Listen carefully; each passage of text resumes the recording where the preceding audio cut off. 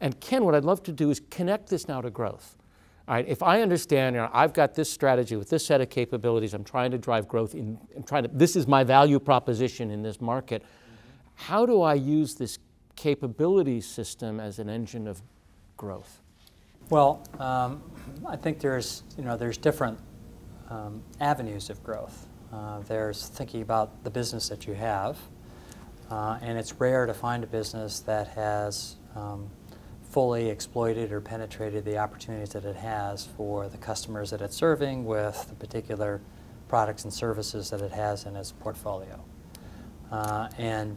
So before you look beyond that, I like to advise all of our clients to test the notion of how much headroom for growth you have in your core business, because more times than not, there's plenty of headroom to leverage the capability systems that is already proven in effect, because you presumably have a healthy core business. Why do people miss the headroom?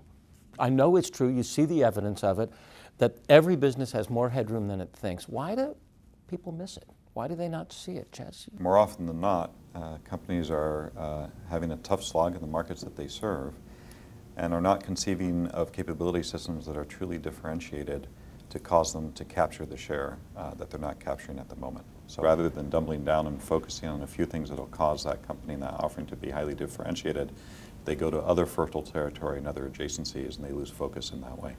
And so it really does take work. It really does take betting on a particular way to play. It really does take making choices about the few capabilities that make a difference to capture that share. So this is sort of working your core business, basically, essentially, as defined by your capabilities. You got a good example of that? I think a great example is Walmart in the U.S. It spent its first 40 years of its life building out bigger and bigger stores in more and more places in the United States, and went from a standing start of 0 revenues to over 250 billion revenues 40 years later. Meteoric growth, extraordinary success, but sooner or later, there are only so many places that you can build new stores, and there's only so many product categories that you can put into your stores. So sooner or later, you have to learn how to grow with the stores and the categories that you have. So they faced up to that challenge and began to build new capabilities in their core business that enabled them to understand things like, on a category by category basis, where is the market share that we don't have that we could get? And they realized that in all of their categories, there was market share out there that they had a right to win. But they didn't have it because there were gaps in what was being offered, not just by Walmart, but by other players, and that if they closed those gaps, they would have a proposition to the customer that would induce them to buy more of their category needs at Walmart.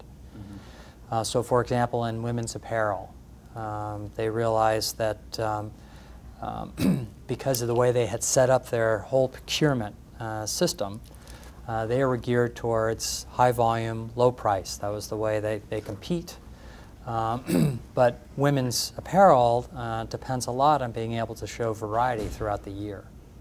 And so the rate at which they are turning over the variety of women's apparel was more like twice a year, whereas most of their customers wanted to see more variety 3 or 4 or 5 times. So it's still the same capability system, and it's still everyday low pricing, but they're just turning the crank. They needed to introduce variety into the women's apparel category.